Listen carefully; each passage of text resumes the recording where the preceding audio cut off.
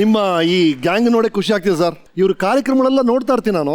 ನಿಮ್ಮ ಹಾಸ್ಯಕ್ಕೆಲ್ಲ ಒಂದು 2 ಮೂಲ ಕಾರಣಗಳು ನಂಗೆ ಗೊತ್ತಾಗುತ್ತೆ. ಒಂದು ಲೈಫು, ಇನ್ನೊಂದು ವೈಫು.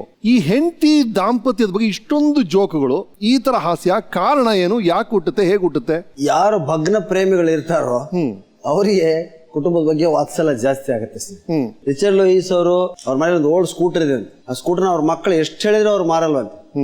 ಯಾಕೆಂದ್ರೆ ಅದ್ರ ಹಿಂದೆ ಯಾರ್ಯಾರು ಕೂಡಿಸ್ಕೊಂಡು ಅಡ್ಡಾಡಿದೀವು, ಆ ಜ್ಞಾಪಕಕ್ಕೆ ನಾನು ಆ ಸ್ಕೂಟರ್ ಹಾಗೆ ಇಟ್ಕೊತೀನಿ ಸರ್. ಓಡಿಸೋದು ಈ ತರ ಸರ್, ಈ ಕಡೆ ನೋಡೋದು ಓಡಿಸೋದಿಲ್ಲ ಅವರು, ಸುಮ್ಮನೆ ನಿಂತಲ್ಲೇ ಅಂತ ಹಿಂದೆ ಕೂರಿಸ್ಕೊಳ್ಳೋದು ಅಷ್ಟೇ. ಹಾಸ್ಯಗಾರರಲ್ಲಿ ತುಂಬಾ ಸುಲಭವಾಗಿ ಜನರಿಗೆ ರೀಚ್ ಆಗುವಂತ ವಿಷಯ ಅಂದ್ರೆ ಆ ಗಂಡ ಹೆಂಡತಿ. ಈಗ ಇಡೀ ಪ್ರಪಂಚ ನಿಂತಿರೋದೇ ಗಂಡ ಹೆಂಡತಿ ಮೇಲೆ. ಎಲ್ಲೇ ಹೋಗ್ಲಿ ಮತ್ತೆ ಅವ್ನು ತನ್ನ ಹೆಂಡತಿ ಹತ್ರನೇ ಹೋಗ್ಬೇಕು, ತನ್ನ ಮನೆಗೆ ಹೋಗ್ಬೇಕು ಇರೋದ್ರಿಂದ ಅದನ್ನ ಜಾಸ್ತಿ ಒತ್ತು ಕೊಡ್ತಾರೆ ಜನ ಅಂತೇಳಿ ನಾವು ದಾಂಪತ್ಯದ ಬಗ್ಗೆ, ಗಂಡ ಹೆಂಡತಿ ಬಗ್ಗೆ ಹಾಸ್ಯ. ರೈಟ್. ನಿಮ್ಮ ಶ್ರೀಮತಿಯ ಬಗ್ಗೆ ಹೇಳಿ. ಒಂದು ಅದ್ಭುತವಾದ ಲವ್ ಸ್ಟೋರಿ ಇದೆ ಅಂತ ಅದ್ರ ಹಿಂದೆ. ಇಲ್ಲ ಸರ್, ಏನಿಲ್ಲ, ನಮ್ದು arrange marriage sir. Arrange marriage ನೀವ್ ಹೇಳ್ತೀರಾ ಸರ್? ನಾವು ನೀವೇ ಅರೇಂಜ್ ಮಾಡ್ಕೊಂಡಿದ್ದು ಅಂತ ನಮ್ಗೆ ಗೊತ್ತಾಗಿದೆ ಸರ್. ನಾವು ಅಣ್ಣ ತಮ್ಮ ಅಕ್ಕ ತಂಗಿನ ಮಾಡ್ಕೊಂಡಿದೀವಿ. ಅತ್ಯಂತ ಕೌಟುಂಬಿಕ ವಾತಾವರಣದಲ್ಲೇ ತುಂಬಾ ಸರಳವಾಗಿ ಆಗಿರ್ತಕ್ಕಂಥ ಮದುವೆ. ಲವ್ ಗೆವು ಇದೇನಿದ್ರು ಕವಿಗಳ ಕಲ್ಪನೆ ಅದಷ್ಟೇ. ಅಷ್ಟೇನಾ? ಟೆಂಟ್ ಪ್ರೂವ್ ಮಾಡುತ್ತೆ ಸರ್. ನೋಡಿ ಏನ್ರಿ, ನಿಮ್ಮ ಅಣ್ಣಗ ಅಕ್ಕನ ತಗೊಲಕ್ ಬಂದಾಗ ನಮ್ಮ ಮನೆಗೆ ನನ್ ನೋಡಿದ್ರಿ, ಸರಿಗೆ ಒಳಗ ಲವ್ ಆಗ್ಯದ ನನ್ನ ಮೇಲೆ. ನಿಮ್ಮ ಮನೆಯಲ್ಲಿ ಹೇಳ್ಕೊಂಡಿರಿ ನಿಮ್ಮ ಅಣ್ಣ ಅವ್ರ ಮುಂದೆ. 2-3 ವರ್ಷದ ನಂತರ ಮತ್ತೆ ನನ್ನ ಮಾಡ್ಕೋಬೇಕಂತ ನಿಮ್ಮ ಅಣ್ಣವರು ನನಗೆ ಕೇಳಕ್ ಬಂದ್ರು. ನನ್ನ ಕೇಳ್ತಾರೆ ನಮ್ಮ ತಂದೆ, ಏನಮ್ಮ ನಿನ್ಗೆ ಒಪ್ಪಿಗೆನ ಏನ ಅಂತ ಕೇಳ್ತಾರ. ಅಪ್ಪ ಅವರು ಹೈಟ್ಗೆ ಹಾಕ್ತಾರಪ್ಪ, ನಾನು ಕುಳ್ಳಿಗೆ ಹಾಕ್ತೀನಿ, ಮ್ಯಾಚ್ ಆಗಲ್ಲ. ನೀನು ದಪ್ಪಿದ್ದಿ, ತೆಳ್ಳಗಾದೆ ಅಂದ್ರೆ ಹೈಟ್ ಸರಿ ಹೋಗ್ತದೆ, ಹೇಳಿ ಏನು ಯೋಚನೆ ಮಾಡಬೇಡ ಅಂತ ಅಂತಾರ. ಸರಿ ಬಿಡು ಅಂತಂದು ಲಗ್ನನೇ ಆಗಿ ಹೋಗ್ಬಿಡ್ತದ್ರಿ.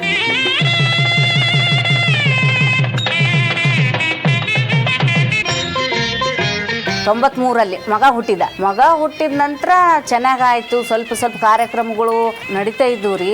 ಮಗಳು ಹುಟ್ಟಿದಂತರೂ ಇನ್ನೂ ಜಾಸ್ತಿ ಅದು ಕಾರ್ಯಕ್ರಮಗಳು ಜಾಸ್ತಿ ಆಗಿ ಮನೆಗೆ ಇರ್ಲಾರ್ದಂಗೆ ಆಗ್ಬಿಡ್ತು. ಟಿವಿ ನೋಡಿ ದಪ್ಪಾಗಿದ್ದಾರೆ ಎಲ್ಲರೂ ಹೆಣ್ಮಕ್ಳು ಅಂತ ಹೇಳ್ತೀರಿ. ಟಿವಿ ನೋಡೋದೇ ಬಿಟ್ಟು ಬಿಡ್ತೀನಿ. ಇನ್ ಮೇಲೆ ಟಿವಿ ನೋಡೋದು ಬಿಟ್ರೆ ಸಣ್ಣಗೆ ಆಗ್ತೀನಿ ನಾನು ಅನ್ಕೊಂಡಿನಿ.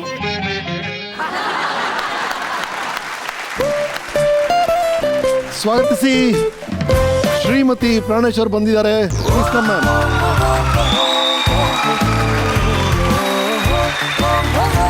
ಅವ್ರೇನ ಲವ್ ಇಲ್ಲ ಅಂತಾರ ಖರೆ ರೀ. ಹೌದು, ಹೇಳಿದ್ರು ಅವರು. ಅವ್ರು ಅದನ್ನೇ ನನಗೆ ಹೇಳ್ತಿದ್ರು ಅಲ್ಲಿ ಇದ್ದಾಗ. ಒಳಗಡೆನೆ ಆಗ್ಯದ್ರಿ ಲವ್. ಅದು ಇವ್ರಿಗ್ರಿ. ನನ್ ನೋಡಿದಾಗ ಅವ್ರಿಗೆ ಒಳಗಡೆ ಆಗ್ಯದ.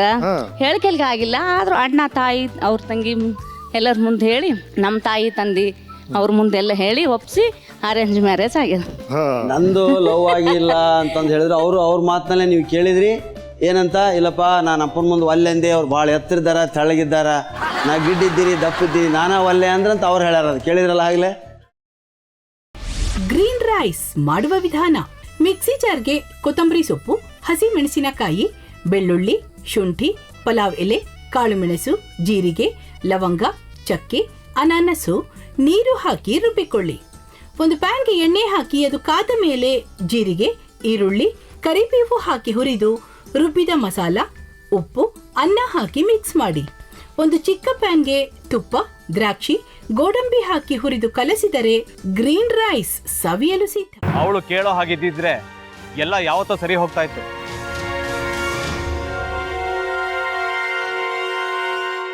ಅದಕ್ಕೆ ನೀವಾದ್ರೂ ಏನು? ನಾನಾದ್ರೂ ಏನತ್ತೆ? ಅವಳ ಹತ್ರ ಬಂದು ನೀನು ಸೋಲೋದು ಬೇಡ, ನಾನೇ ಸೋಲ್ತೀನಿ, ನೀನು ನಮ್ಮ ತಂದೆಗೆ ಅವಮಾನ ಮಾಡಿದ್ರು ಪರವಾಗಿಲ್ಲ, ದಯವಿಟ್ಟು ಮನೆಗೆ ಬಾ ಅಂತ ಬೇಡ್ಕೋಬೇಕಾ? ಹಾಗೆಲ್ಲ ಅಳಿ ಅಂದ್ರೆ ಸಂಸಾರ ಅಂದಮೇಲೆ ಇಂಥದೆಲ್ಲ ಏನಾದ್ರೂ ಒಂದು ಇದ್ದೇ ಇರುತ್ತೆ. ಹೋರಾಟ ಮಾಡಿದ್ಲು.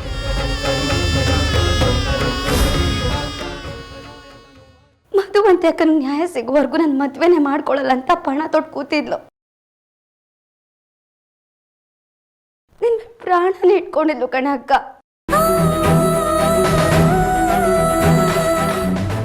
ಅವಳು ಮೈ ಮೇಲೆ ನೀನು ಸೇರ್ಕೊಂಡು ಅವಳ ಸಂಸಾರನ ಹಾಳು ಮಾಡ್ತಿದ್ಯಲ್ಲೇ.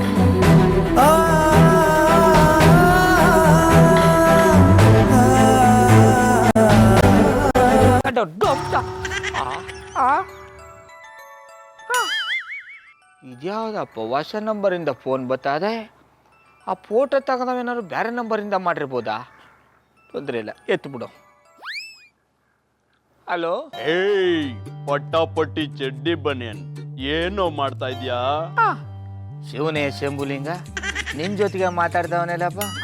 ಅಲ್ಲ ಶಿವ, ಯಾಕೆ ಹಿಂಗೆ ಫೋನ್ ಮಾಡಿ ನಂಗೆ ಜಂತುಳ ಬಿಡ್ತಾ ಇದೆ? ಏಯ್ ವಾಯ್ಸ್